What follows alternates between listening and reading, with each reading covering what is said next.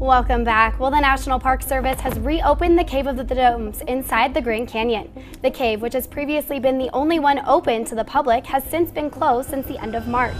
The Grand Canyon is one of the most studied places on Earth, yet hidden within its walls lies a region that no visitor is ever allowed to enter. Ever heard of the cave in the Grand Canyon? It does not appear on public maps, and access is sealed off by federal order. So we have a great story here in the Grand Canyon. For decades, rangers have reported equipment failures, missing drones, and strange lights flickering deep within the cliffs where no one is supposed to be. There are secrets in the Grand Canyon, about the Grand Canyon, that a lot of people have not really disclosed. Those regions were quietly marked as restricted, but recently, a team of scientists received rare permission to enter one of them, and what they found deep inside the canyon has left the world stunned. The zone no one dared to enter. Hidden deep within the Grand Canyon is a place most visitors never hear about. It is a stretch of cliffs so unstable and remote that even park officials speak of it cautiously. Rangers call it the Forbidden Zone. The cliffs rise almost vertically, their faces marked by deep fractures and scars left by constant rockfalls and powerful gusts. According to park records, the last official descent ended in disaster when a sudden rockfall struck one of the climbers. A boulder hit his shoulder and dragged him against the cliff, tearing his harness and breaking several ribs before the safety line caught. The team managed to pull him up, but the rescue took hours, and their equipment was left crushed at the base of the wall. National park authorities classify the Forbidden Zone as both a geological hazard and a protected cultural site. The cliffs there are prone to sudden collapse, and the ground below is littered with the remains of previous expeditions. According to internal safety reports, even minor vibrations could trigger massive rockfall. Local tribes also requested that the area remain closed, citing long-held traditions connected to what they call the Place of Emergence, a location believed to be one of several entrances to the underworld described in Hopi and Havasupai oral histories. The Hopi and Havasupai are indigenous peoples native to the Grand Canyon region, whose ancestors have lived around its cliffs and rivers for centuries. According to these accounts, the first people are said to have come up from beneath the earth through openings in the canyon and were warned never to return. To tribal elders, that region is sacred ground where the boundary between worlds is thin, and disturbing it risks awakening forces that should remain sealed. And the ancient Egyptian word tuwat or duwat refers to the underworld, where you go after you die. By the late 20th century, only a few scientific teams had tried to reach the zone. Early reports mentioned steep drop-offs that appeared without warning. A climbing survey in the 1990s turned back after a near-fatal rockfall. After that, the canyon's Forbidden Zone became one of the last places no one dared to study. That changed in early 2024 when a multidisciplinary research team received rare authorization to investigate the area. After a series of small collapses near the river corridor raised safety concerns, park authorities approved a geological stability study. The team included geologists, climate specialists, and mapping experts from several universities. Their mission was to analyze erosion patterns and stress fractures using advanced LiDAR scanners and spectral cameras capable of capturing data where no one could safely stand. For weeks, the readings appeared normal. The monitors displayed the usual rough layers of limestone and sediment. Then the software rendered a scan from a northern cliff face, and faint arches began to appear in the data. The shapes were symmetrical and precise, glowing on the screen like the outline of hidden rooms. At first, the scientists suspected a calibration error. When multiple devices confirmed the same formations, the tension in the control tent shifted from curiosity to disbelief. According to preliminary reports, the team debated whether to investigate immediately or await further analysis. Curiosity prevailed. Preparations began for a controlled descent into the canyon wall to confirm what the scanners had seen. They did not yet know it, but that decision would lead them face to face with something humanity was never meant to find: the descent into the hidden chambers. The descent began before sunrise. The canyon was quiet except for the sound of metal clinking and the soft rush of wind moving between the cliffs. The research team stood on the rim, staring down at a wall so steep it seemed to drop straight into darkness. This was the Forbidden Zone. the one place even experienced climbers avoided. The scientists knew that one loose rock or a sudden gust could end everything. They double-checked their ropes, tested their anchors, and moved one at a time. Every few meters, they stopped to listen. It's crazy. This tiny little entrance here opens up into such a massive cave. Waiting for the faint crack of shifting stone. According to reports, the tension was so thick that even the sound of a falling pebble made someone flinch. It took almost 2 hours before the first major sighting. As the morning light reached the cliff, their headlamps revealed something strange below, a faint shimmer beneath the layers of rock and mineral stains. At first, they thought it was just an illusion caused by moisture, but when they focused their lights, they saw 3 perfect arch shapes cut into the stone. They were high, smooth, and evenly spaced. It was the kind of symmetry that nature rarely creates. One of the climbers whispered that it looked like the entrances to buried doorways. Reaching those openings was no easy task. The team had to carve footholds and clear away centuries of dust. The lead climber reported that the rock surface felt different, harder, smoother, and colder than the surrounding cliff. When they finally reached the first opening, they secured the ropes and entered cautiously. The temperature inside dropped sharply. Their breath came out in small clouds, and their voices echoed in short, flat tones. The air felt heavy, like it hadn't moved in ages. Inside, their flashlights revealed walls unlike anything they had seen before. Instead of the jagged, uneven texture of natural caves, these walls were clean and curved. The surface was so smooth that light slid across it without breaking. It did not look like erosion. It looked like carving. One researcher ran a gloved hand along the wall and said it felt polished, almost intentional. As they moved deeper, the space opened into 3 chambers connected by a narrow tunnel. The first chamber could fit several people standing upright. The second curved inward like a half-dome. The last was smaller but extended farther into the rock. Every wall carried faint grooves, like marks left by tools. Some were barely visible, while others formed shallow patterns that repeated at regular intervals. At the center of the largest chamber, the team found something that made everyone pause. Dude, look at the room. A stone platform surrounded by a ring of boulders. The boulders weren't random. They were angled in a pattern that pointed toward the same direction. When measured, the chambers lined up almost perfectly from east to west, as if someone had designed them to follow the path of the sun. For a moment, no one spoke. According to field reports, the group stood silently, each realizing the same thing. This was not the work of nature. Someone had built it. The walls, the angles, the arrangement, it all carried a sense of order. One of the scientists later wrote that walking into that space felt wrong, not because it was dangerous, but because it felt occupied.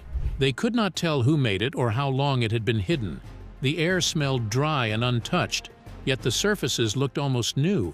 It felt like stepping into someone else's design, one researcher said later, but design implied purpose, and the first clue to that purpose waited on the platform itself. The object that shouldn't exist. The platform in the center of the chamber looked plain at first.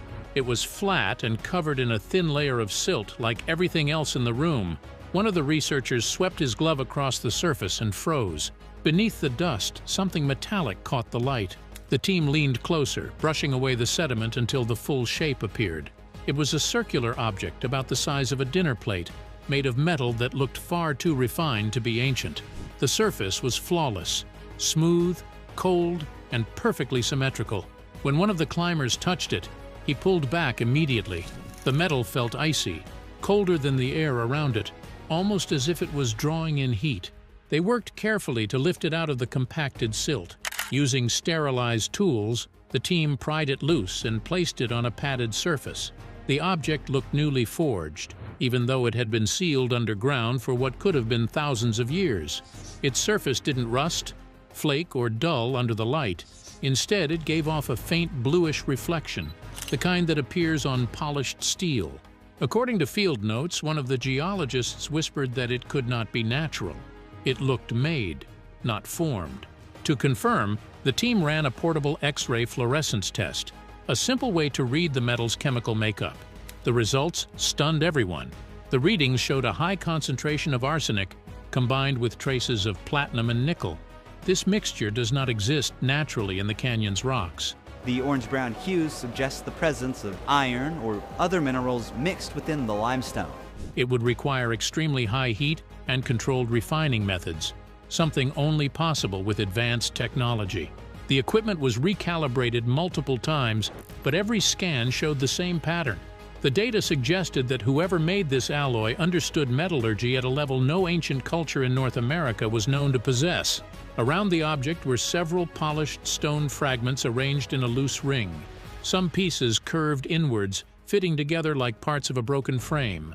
One section had a shallow groove that matched the disc's rounded edge perfectly, suggesting that it had once been set there intentionally. According to reports, the team debated what it could mean. Some believed it was ceremonial, maybe a sacred relic left by an ancient group. Others argued that it looked functional, part of a larger device or mechanism now lost to time. Under magnification, the object revealed microscopic lines across its surface, thin, straight grooves that looked like they were etched with precision tools. Some team members speculated these were engravings or coded markings, while others thought they were traces left by some kind of advanced shaping process. Either way, the perfection of those lines unsettled everyone. Nothing about it matched the rough, handmade tools known from ancient cultures. Near the edge of the platform, the team found recesses carved into the stone floor, forming a perfect circle that matched the object's size. This raised a new theory. The platform might have been designed to hold the disc in place, either as part of a structure or a ritual base. The discovery made it impossible to think of the chambers as simple caves. They were constructed for a reason, and this object seemed to be at the center of that purpose. As documentation continued, the team's mood shifted from curiosity to unease. The find no longer felt like a scientific breakthrough. It felt like they had uncovered something that did not belong to human history as they knew it. The material, the precision, the design, it all pointed to an intelligence that shouldn't have existed here. One of the scientists later admitted that holding it gave him chills, as though he had touched something from another age entirely. The discovery forced the team to reevaluate everything about the site. If this metal artifact was real, then the canyon's forbidden chambers were not natural formations. They were built by hands that understood both science and symmetry long before such knowledge was supposed to exist. According to reports, the lead researcher stared at the object in silence before finally saying, "If this is real, it changes everything we thought we knew about this place." They had only begun to understand what that meant. Soon, the structure around them would reveal that the disc was only the beginning, the architecture beneath the stone. The discovery of the metallic artifact changed the team's entire approach. What they once thought was a natural cave now looked like a designed structure. To understand it, they launched a full-scale scan of every chamber using laser mapping equipment, such as those collected by a laser scanner, that represent a 3D shaper object, in this case the walkway and stairwells in the cave. When the 3D data appeared on their monitors, the images were impossible to ignore. The shapes formed perfect squares and arches that aligned with each other as if drawn with a ruler. Every corner met at clean, exact angles. The curves repeated a precise ratio that matched architectural principles seen in ancient temples from Egypt and Mesoamerica. According to the engineers on site, the precision was too exact for primitive tools or random erosion. Closer inspection revealed something even stranger. The walls carried faint tool marks that repeated in rhythm, almost like a pattern of beats. This suggested that the builders worked together in a synchronized way, striking the stone in sequence under planned direction. It meant there had been leadership, planning, and mathematical knowledge far beyond what scientists believed existed in early North American cultures. In the second chamber, researchers found mineral stains on the walls that formed a faded outline halfway up. Tests confirmed they came from an underground spring that had dried up thousands of years ago. This showed that the builders had chosen a site with access to running water, possibly to store or control it. According to reports, some scientists believe the structure may have functioned as a sacred reservoir or ceremonial space tied to water cycles. At the far end of the last chamber, the team found a small alcove holding a single stone slab. Its surface was carved with looping circles that linked together like a chain. The carvings were smooth, identical, and perfectly measured. Some believe the design might carry coded meaning or represent an early form of mathematics. When the slab was scanned, the distances between each curve followed a repeating rhythm, much like notes in a song or steps in a dance. Whoever made it clearly understood pattern, proportion, and precision. To test the space itself, one researcher called out to check the echo. Instead of scattering, the sound returned in a smooth, even tone. The walls seemed shaped to hold resonance, as if the room had been built to control sound. According to reports, this realization left the team silent. Whoever built the chambers had mastered both stone and acoustics. When the team expanded their scans deeper into the cliff, the instruments detected faint signals that no one could explain. The energies below the canyon. When the scans reached beyond the main chambers, the readings shifted in a way no one expected. Their instruments began to beep in a slow, steady rhythm, a faint pulse coming from deep inside the rock. It repeated every 12 seconds, consistent and unbroken. At first, the team assumed it was interference from their own equipment, but when they powered everything down, the pulse continued. The signal was coming from within the canyon itself, like a heartbeat buried under stone. Under normal conditions, magnetic fields fluctuate at random. They never move in perfect intervals. Yet here the readings rose and fell with mathematical precision. Measurements taken across the chamber showed the strongest energy at the center and weaker readings near the edges, as if something inside the rock was producing a controlled magnetic pattern. One researcher compared it to standing on top of a buried generator that never runs out of power. Theories spread through the group. Some thought underground water might be moving through magnetic minerals. Others believed the alignment was too exact to be natural. According to unverified reports, one geophysicist suggested the builders may have arranged magnetic stones deliberately, channeling the Earth's energy into a repeating cycle. It was an outrageous idea, but the instruments didn't lie. To test the link between sound and magnetism, the team set up speakers inside the chamber. They played a steady, low-frequency tone and watched the readings. Within moments, the pulse from the rock began syncing with the rhythm of the sound. The air started to vibrate, and a low hum filled the room. Not loud, but deep enough to feel in their chests. The entire chamber seemed to respond, as if the stone itself was alive and listening. As they moved their lights across the ceiling, one researcher switched to ultraviolet mode, and that was when the real shock came. Tiny crystals embedded in the ceiling began to glow faint blue. At first they looked random, but the longer they glowed, the clearer the pattern became. The glowing dots formed constellations. When compared to star charts, the layout matched the night sky as it would have appeared 15,000 years ago. Tests later showed the crystals weren't natural formations created by the canyon's geology. Instead, they were artificial, a blend of stone and metal that had been melted and fused together by intense heat. This kind of process could only happen in a controlled environment, suggesting it was deliberately engineered. Whoever built the chamber had created a glowing star map designed to respond to specific light, preserving an ancient image of the night sky long before any known civilization could have done it. The deeper the team studied, the more the chambers seemed to respond to sound, to light, to magnetic fields. They behaved less like a ruin and more like a living system built into the canyon's core. One researcher wrote in the field log, "It feels like we're inside something designed to think." Yet the most stunning revelation was still waiting beyond the last wall. A sealed passage untouched since the canyon's creation, hiding something the team was never meant to find. The door and the realization. While examining the far wall of the last chamber, the scanners picked up something unexpected. The readings hinted at a small opening in the stone, barely large enough for a micro-drone to pass through. Curious, the team positioned the drone at the narrow fissure and guided it in. Its lights flickered against the damp walls as it squeezed through, sending back grainy footage. Then the space opened up. A hidden cavity appeared on the screen. A smaller, deeper chamber, filled with uneven rock and layers of silt that had built up over centuries. The silence in the control tent was immediate. As the drone advanced, its camera caught something strange lying at the base of the chamber. At first, it looked like broken stone. Then, as the light adjusted, the shapes became clear.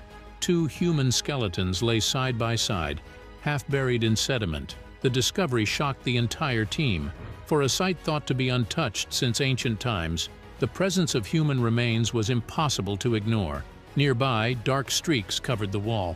Later testing confirmed it was charcoal. Drawn on the surface was a circular symbol surrounded by crude handprints.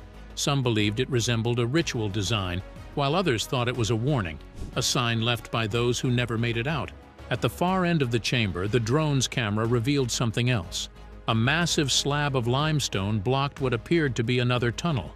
The surface of the slab was unnaturally smooth, unlike the rough rock around it. At its center was a single circular indentation.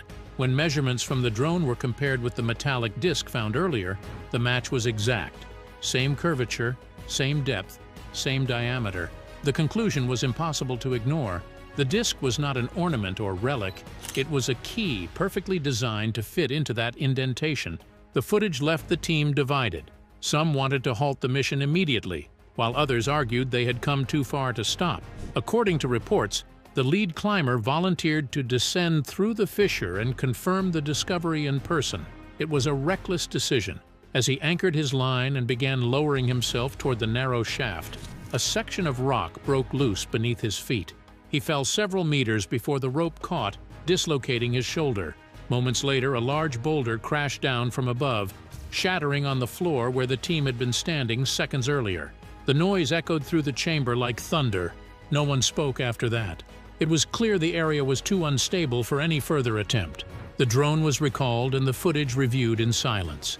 The scans revealed faint metallic reflections beyond the slab, objects shaped like rods and plates, arranged in deliberate formation.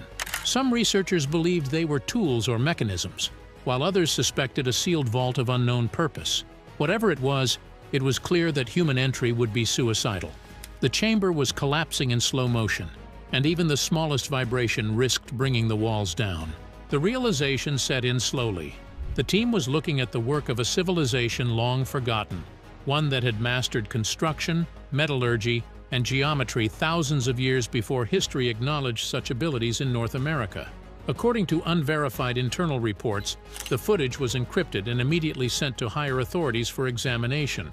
Days later, park officials reclassified the area as restricted due to geological instability. No further access was granted. What lay behind that limestone door remained sealed. Some believed it held the final proof of a lost culture. Others warned it contained something that was never meant to be disturbed. Whatever the truth, one fact was certain. The canyon had not yet given up all its secrets. News of the discovery began leaking quietly through private research networks, sparking debate, disbelief, and fear that what had been found deep below might rewrite everything we thought we knew about human history. The silence and the legacy. In the weeks that followed the team's return, the atmosphere around the project changed completely.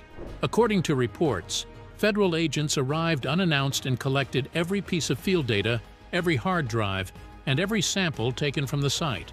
The team was told that the material would be reviewed for safety and verification, but no one was given a timeline or an explanation. The researchers were ordered to remain silent until a formal review was completed. Emails to journalists and academic partners went unanswered.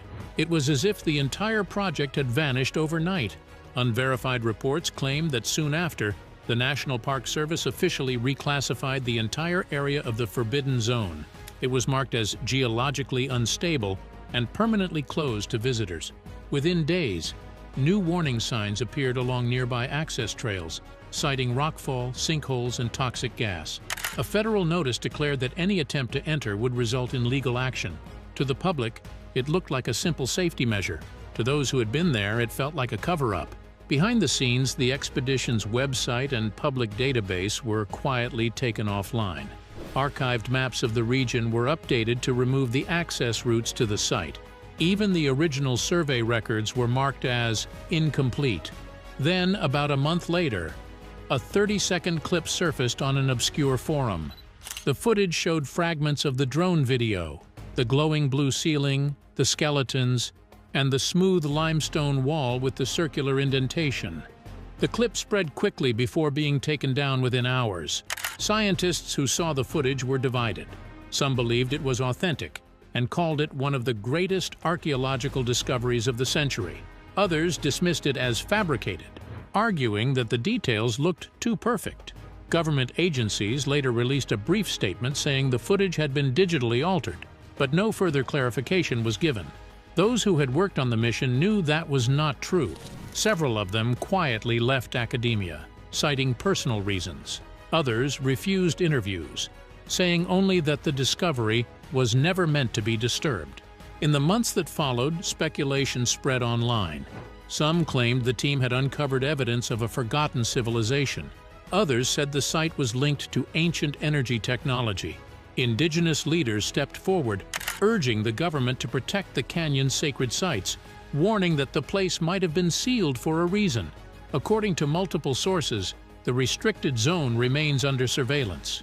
No permits have been issued, and no independent researchers have been allowed near the site. For the few who had seen the footage, the memory of that place has never faded. One anonymous researcher later said, "We did not just find a structure, we found something that remembered us." Whether the canyon was sealed to protect humanity or to protect something else remains unknown. What do you think really lies behind that wall, and why do you believe it was hidden for so long? Share your thoughts in the comments. Thanks for watching. See you in the next one.